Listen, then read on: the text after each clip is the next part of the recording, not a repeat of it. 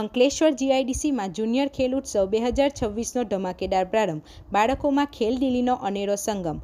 અંકલેશ્વર ઔદ્યોગિક નગરી અંકલેશ્વરના જીઆઈડીસી વિસ્તારમાં રહેતા રહેવાસીઓ અને ખાસ કરીને બાળકો માટે રમતગમત સાથે મનોરંજનનો અનોખો અવસર જુનિયર ખેલ ઉત્સવ 2026ના સ્વરૂપે યોજાયો હતો. નોટિફાઈડ એરિયા ગુજરાત સરકારના ઉદ્યોગ અને ખાણ વિભાગ તેમજ અંકલેશ્વર ઇન્ડસ્ટ્રીઝ એસોસિએશન એઆઈએના સંયુક્ત ઉપક્રમે આયોજિત આ 2 દિવસીય રમત મહોત્સવનો ગઈકાલે રાત્રે ખૂબ જ ઉત્સાહપૂર્ણ માહોલમાં પ્રારંભ થયો હતો.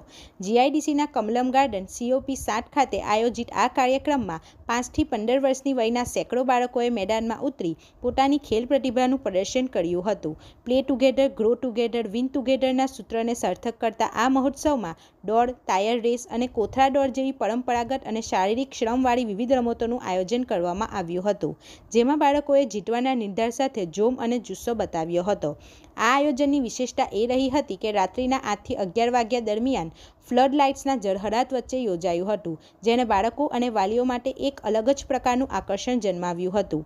આ કાર્યક્રમને સફળ બનાવવા માટે Lions club of Ankleshwar industrial area, Lions club of Ankleshwar woman, JCI Ankleshwar અને રોટરી ક્લબ ઓફ અંકલેશ્વર જેવી પ્રતિષ્ઠિત સંસ્થાઓએ સહયોગી બનીને પાયાની ભૂમિકા ભજવી હતી.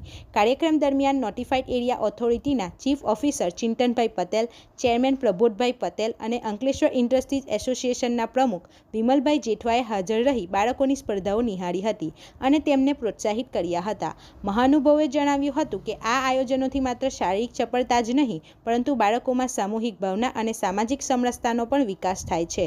જીઆઈડીસીના રહેવાસીઓ માટે જ ખાસ આયોજિત આ ઉત્સવના પ્રથમ દિવસે વાલીઓની પણ મોટી સંખ્યામાં હાજરી જોવા મળી હતી, જેણે ખેલાડીઓનો ઉત્સાહ બમણો કર્યો હતો. રિપોર્ટર હુમેદ સૈયદ સાથે ગુજરાત અદ્ભુત ન્યૂઝ ગુજરાતી. આપણી આસપાસ બનતી ઘટનાના સમાચાર જોવા માટે ગુજરાત અદ્ભુત ન્યૂઝ ગુજરાતીને લાઈક કરો, શેર કરો.